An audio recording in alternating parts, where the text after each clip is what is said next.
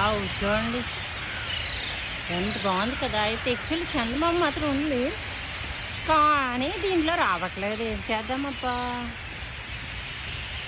ఇంకోటి చందమామ వచ్చింది, జూమ్ చేస్తే వచ్చింది. అబ్బో ఎంత బాగుంది. మనకు కూడా రెక్కలు ఉంటే మనం కూడా ఎగిరిపోయి ఉంటే ఎంత హ్యాపీ ఈవినింగ్. చూసారా, చందమామ లేరు అనుకున్నా, జూమ్ చేస్తే వచ్చారు చందమామ. ఏంటి ఈ చందమామకు చూస్తే నీలాప నిందులు వస్తాయా?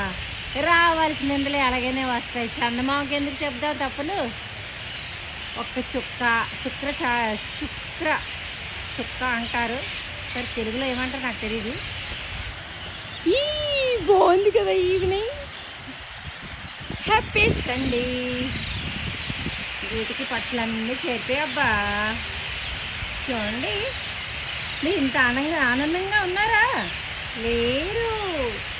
ఎన్నున్నా ఇంత ఆనందం మనకి రాదు.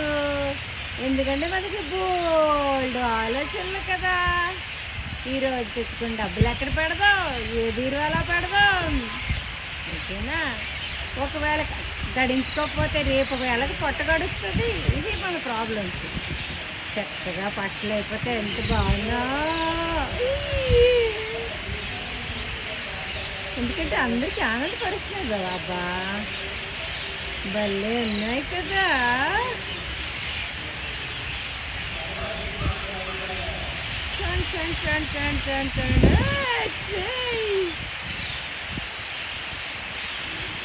ఇవన్నీ చిలుకలేనండి. వ్యూ చాలా బాగుంది. చందమామ రావే జాబిలి రావే కొండెక్కి రావే కోటి పూలు తేవే. కానీ ఈరోజు పూర్తిగా చందమామ కాదు, తృతీయ అనుకుంటా. ఇది చిన్న చందమామ, ఈద్కా చాంద్ అనుకుంటా. భలే ఉందండి. మరి ఏం చేద్దాం, మా చిలుకలతో మాట్లాడుకుంటా.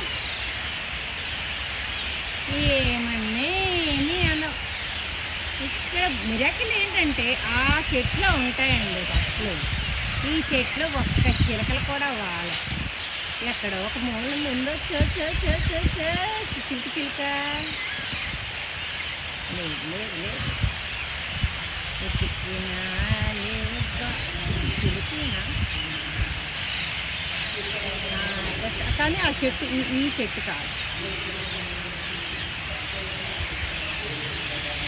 అది చంద్రుడు అనుకోకండి, మలబార్ది. నైస్. బాగుందండి.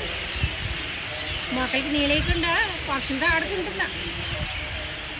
ఓకే చందమామ, చంద్రుడా దేవుడా,